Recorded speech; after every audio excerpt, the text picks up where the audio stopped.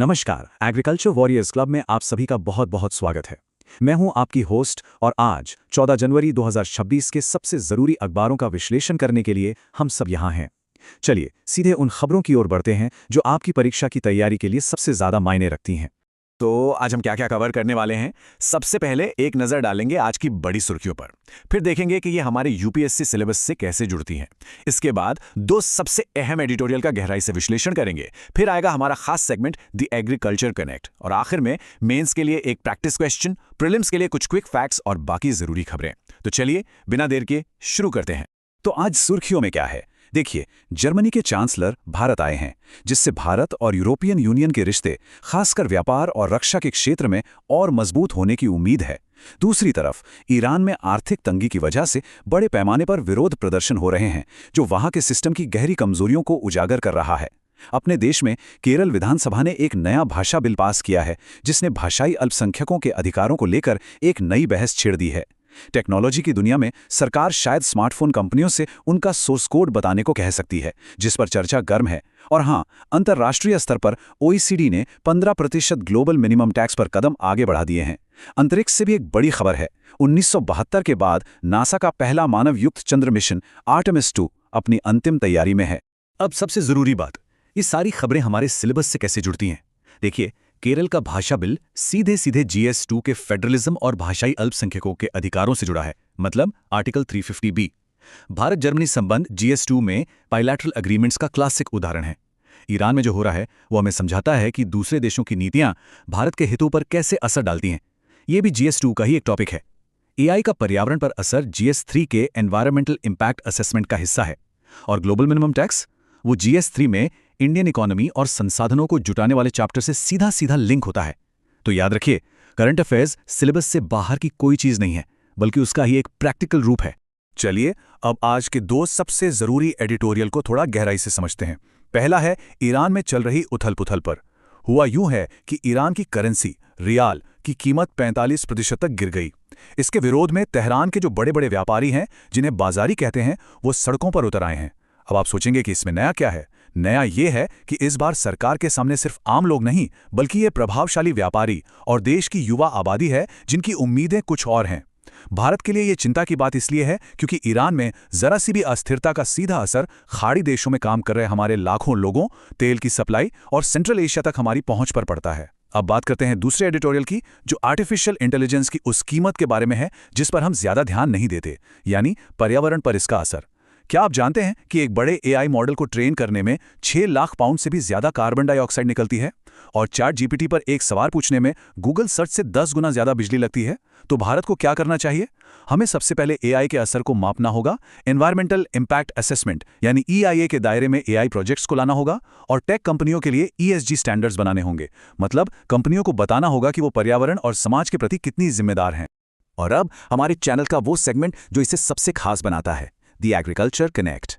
क्या आप जानते हैं कि भारत में किसानों के संघर्ष का इतिहास एक रंग से बहुत गहराई से जुड़ा हुआ है, और वो रंग है नीला। जी हां, नील। बात 1859 की है, गांधी जी के आने से दशकों पहले, जब बंगाल के किसानों ने अंग्रेज बागान मालिकों के लिए जबरदस्ती नील की खेती करने से साफ मना कर दिया था। इसे ही नील आंदोलन या ब्लू मूवमेंट कहा जाता है। और फिर यही कहानी हमें 1917 में बिहार के चंपारण ले जाती है। यहाँ एक किसान राजकुमार शुक्ल के बुलावे पर गांधी जी पहुंचे और तिनकठिया सिस्टम के खिलाफ भारत में अपना पहला सत्याग्रह किया। इस सिस्टम में किसानों को अपनी जमीन के 20 में से 3 हिस्सों पर नील उगाना ही पड़ता था। अन्याय के खिलाफ शांतिपूर्ण विरोध की ये विरासत आज भी हमें किसानों के आंदोलनों की आत्मा को समझने में मदद करती है। तो आज की हमारी चर्चा के आधार पर यह रहा आपके लिए मेंस का सवाल। आर्टिफिशियल इंटेलिजेंस को अक्सर कई वैश्विक समस्याओं के समाधान के रूप में सराहा जाता है। हालांकि AI के विकास और तैनाती की अपनी महत्वपूर्ण पर्यावरणीय लागतें हैं। AI के पर्यावरणीय प्रभाव का समालोचनात्मक विश्लेषण करें और इन चुनौतियों को कम करने के लिए भारत के लिए एक व्यापक नीति ढांचे का सुझाव दें। इसे 250 शब्दों में लिखने की कोशिश जरूर कीजिएगा। अपने विचार और पॉइंट्स आप नीचे कमेंट्स में भी शेयर कर सकते हैं। एक छोटी सी बात, अगर आपको ये विस्तृत विश्लेषण अपनी तैयारी के लिए सच में मददगार लग रहा है तो एक पल निकालकर इस प्रस्तुति को लाइक करें और एग्रीकल्चरल वॉरियर्स क्लब चैनल को सब्सक्राइब कर लें। आपका एक लाइक और सब्सक्रिप्शन हमें हर रोज बेहतर कंटेंट बनाने के लिए बहुत प्रेरित करता है। चलिए अब रोज की हेडलाइंस। ऐसा लगता है ना कि दुनिया में सब कुछ कितना अलग थलग हो रहा है। कहीं कोई प्रोटेस्ट तो कहीं कोई नई डील, कहीं टेक्नोलॉजी पर बड़ी बड़ी बातें तो कहीं परंपराओं पर सवाल। पर क्या हो अगर ये सारी कहानियां जो इतनी अलग दिखती हैं वो असल में एक ही धागे से बनी हैं। एक बड़ी तस्वीर बना रही हैं जो शायद हमें पहली नज़र में दिखती नहीं। तो चलिए आज इन्हीं छिपे हुए कनेक्शंस को समझने की कोशिश करते हैं। तो शुरू कहाँ से करें? चलिए सबसे पहले दुनिया के बड़े मंच पर नजर डालते हैं, मतलब ग्लोबल पॉलिटिक्स पर। यहाँ ना देश बिल्कुल एक शतरंज के ग्रैंड मास्टर की तरह अपनी अपनी चालें चल रहे हैं। ईरान को ही ले लीजिए, वहां क्या हुआ? कहानी शुरू हुई एक आर्थिक विरोध से। जो व्यापारी थे उन्होंने अपनी मुद्रा रियाल की गिरती कीमत के खिलाफ आवाज उठाई। लेकिन हुआ ये कि ये छोटी सी चिंगारी देखते ही देखते पूरे देश में आग की तरह फैल गई और एक बड़े सरकार विरोधी आंदोलन में बदल गई। और फिर सरकार का जवाब वो भी बहुत सख्त था। और यहीं पर तस्वीर बहुत दिलचस्प हो जाती है। देखिए, एक तरफ तो ईरान है जो अपने घर की मुश्किलों से जूझ रहा है, और फिर दूसरी तरफ है भारत और जर्मनी जैसे देश जो भविष्य के लिए बड़ी बड़ी स्ट्रेटेजिक पार्टनरशिप बना रहे हैं। जैसे जर्मन चांसलर का भारत आना, ये सिर्फ एक फॉर्मल विजिट नहीं थी, ये दिखाता है कि व्यापार और डिफेंस में रिश्ते कितने गहरे हो रहे हैं। तो मतलब दुनिया एक ही समय पर दो अलग अलग ट्रैक पर चल रही है। कुछ देश अपनी अंदरूनी लड़ाइयों में फंसे हैं, तो कुछ बाहरी दुनिया में अपनी जगह पक्की कर रहे हैं। अच्छा, अब ग्लोबल पॉलिटिक्स से थोड़ा हटकर टेक्नोलॉजी की दुनिया में चलते हैं। ये एक ऐसी क्रांति है जिसकी हम सब बात करते हैं, लेकिन इसकी एक छिपी हुई कीमत भी है। एक ऐसी कीमत जिस पर शायद हम में से ज्यादातर लोगों का ध्यान गया ही नहीं। 6,26,000 पाउंड्स। सोचिए जरा, ये कितना ज्यादा वजन है। किस चीज का हो सकता है इतना वजन? कोई आइडिया? ये वजन है कार्बन डाइऑक्साइड का। जी हाँ, CO2 का। और ये आता कहां से है?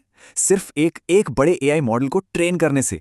इतना धुआं जितना 5 गाड़ियां अपनी पूरी जिंदगी में मिलकर निकालती हैं।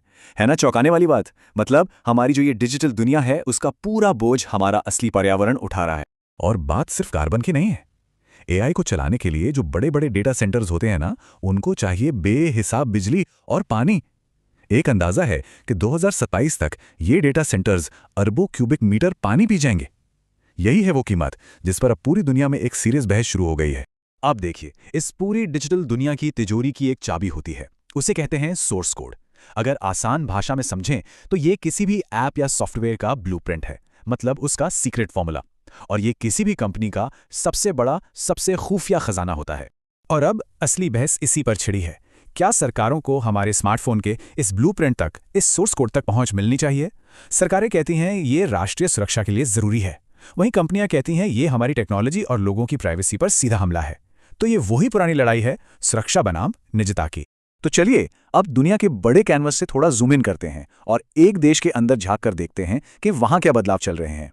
क्योंकि यहां पहचान, शहरीकरण और पावर, इन सब की पूरी डायनामिक्स ही बदल रही है। उदाहरण के लिए भारत के केरल को देखिए। वहां 2025 का एक मलयालम भाषा बिल है जिसका मकसद है मलयालम को राज्य की प्राइमरी ऑफिशियल लैंग्वेज बनाना। अब ये अपनी भाषा को बढ़ावा देने की कोशिश तो है, लेकिन इससे एक सवाल भी खड़ा हो गया है। उन लोगों का क्या जो तमिल या कन्नड़ जैसी दूसरी भाषाएं बोलते हैं?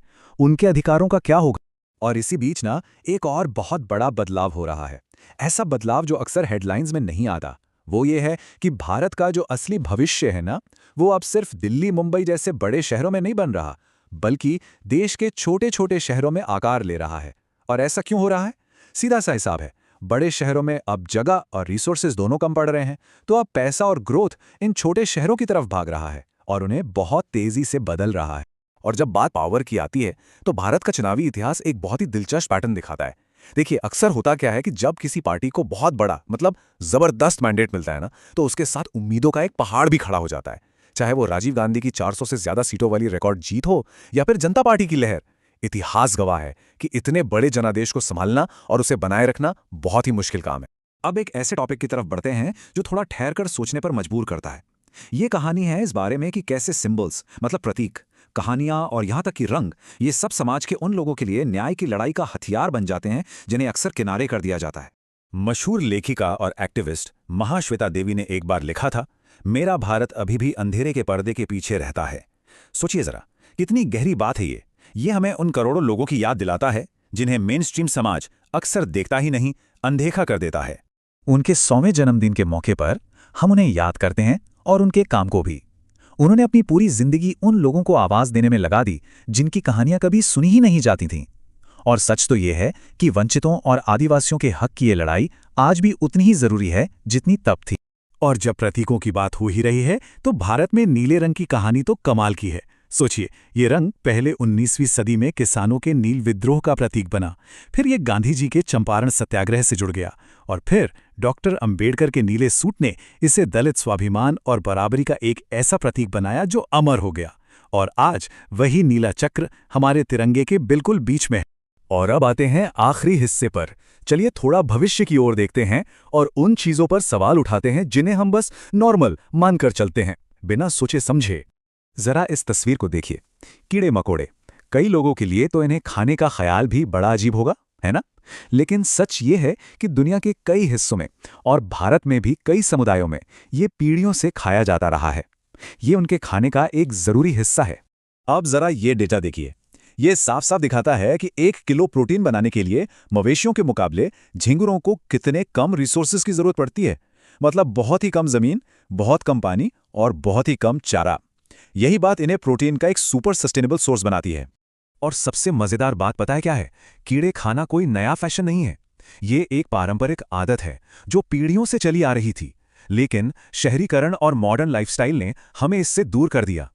ये दिखाता है कि कैसे कभी-कभी जिसे हम प्रगति कहते हैं वो हमें हमारी ही जड़ों से काट देती है। और ये सारी बातें हमें आज के सबसे बड़े सवाल पर लाके खड़ा कर देती हैं। सोचिए, ईरान के विरोध से लेके एआई की छिपी हुई कीमत तक, भारत के छोटे शहरों के उदय से लेके हमारे खाने की प्लेट तक, ये सारी अलग अलग कहानियां घूम फिर के एक ही सवाल पूछ रही हैं। इस तेजी से बदलती दुनिया में जिसे हम नॉर्मल कहते हैं वो आखिर है क्या, और हमने उसे नॉर्मल मान क्यों लिया है? शायद असली समझ इन सवालों के जवाब में नहीं बल्कि इन सवालों में ही छिपी है।